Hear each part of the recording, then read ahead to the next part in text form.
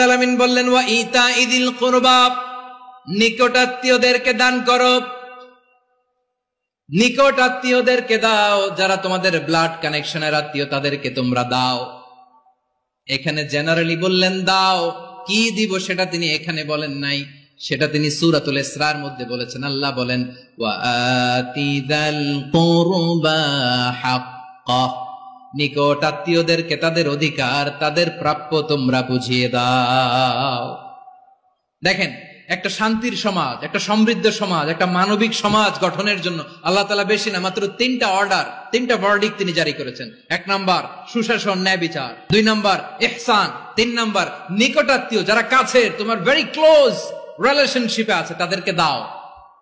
দাও, দিলে বাড়িয়ে দেয় কে?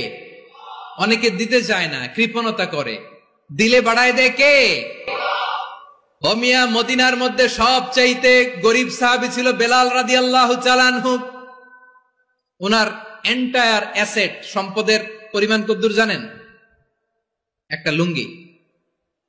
বেলাল রাদিয়াল্লাহু তাআলা আনহু, ওনার টোটাল ওয়েলথের এস্টিমেশন হচ্ছে মাত্র একটা লুঙ্গি। একটা লুঙ্গি, টোটাল ওয়েলথ এস্টিমেশন, টোটাল সম্পদের পরি বেলাল রাদিয়াল্লাহু তাআলা আনহুর কি ছিল? কথা বোঝে নাই বোধহয়, কি ছিল?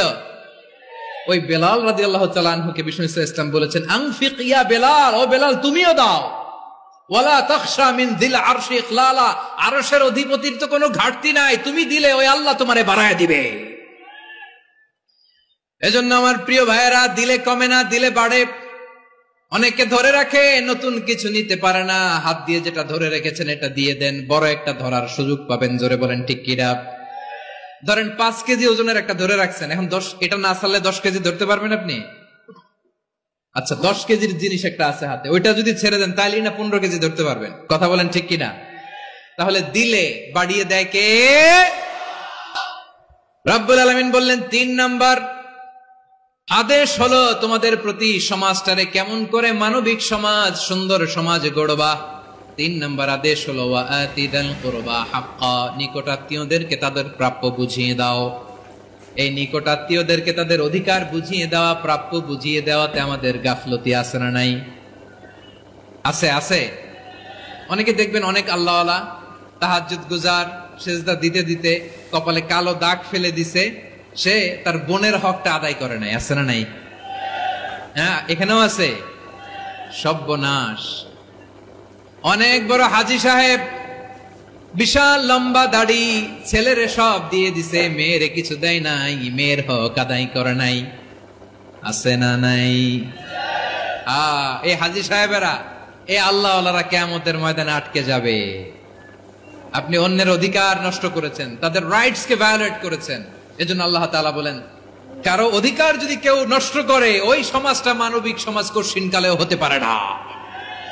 এজন্য 3 নম্বর আল্লাহ বললেন ওয়া ইতাইদিল কুরবা, নিকটাত্মীয়দেরকে দাও। কি দিবা? তাদের অধিকার দিয়ে দাও। বোনের অধিকার বুঝিয়ে দাও, মেয়ের অধিকার বুঝিয়ে দাও, ফুফুর অধিকার বুঝিয়ে দাও। দেখবেন অনেক মায়েরা ছেলের পাতে মুরগির রান দেয়, মেয়ের পাতে দেয় মুরগির ঠ্যাং। এরকম আছে না নাই? ছেলেরা কি দেয়? মুরগির। মেয়ের পাতে কি দেয়? তো মেয়ের কি মুরগির রান খেতে মনে চায় না? মনে চায় না? এমনটা করা যাবে না। নিকটাত্মীয়দেরকে অধিকার দিয়ে দাও, নিকটাত্মীয়ের সাথে সুসম্পর্ক রাখো। আদেশটা কার? এজন্য প্রিয় ভাইয়েরা, জীবনে যদি বারাকা অর্জন করতে চান, নিকটাত্মীয়দের সাথে সুসম্পর্ক রাখতে হবে, তাদের জন্য উপহার পাঠাতে হবে। বিশ্বনবী বলেন লা ইয়াদখুলুল জান্নাতা কাতে, যে ব্যক্তি আত্মীয়তার সম্পর্ককে ছিন্ন করে দেয়, সে কঠিনকালেও আল্লাহর জান্নাতে ঢুকবে না। আপনি কি এটারে সহজ হাদিস মনে করছেন? এটা সহজ কথা? আপনি ভাবছেন আপনার নামাজ আপনারে বাঁচাতে পারবে, আপনার রোজা বাঁচাতে পারবে, আপনার তাহাজ্জুদ আপনারে বাঁচাতে পারবে?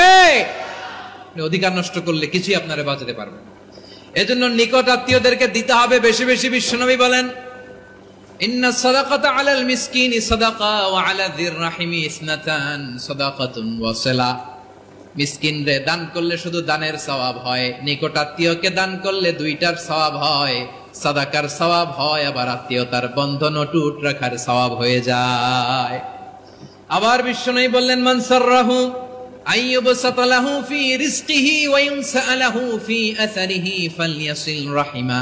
যে ব্যক্তি তার রিজিকের প্রশস্ততা চায় আর হায়াতে বরকত চায়, সে যেন তার আত্মীয়ের সাথে সুসম্পর্ক রাখে। আমাদের রিজিক বাড়ুক, এটা আমরা চাই কি চাই না? সবাই চান? হ্যাঁ, আমাদের রিজিকে প্রশস্ততা আসুক, চাই কি চাই না?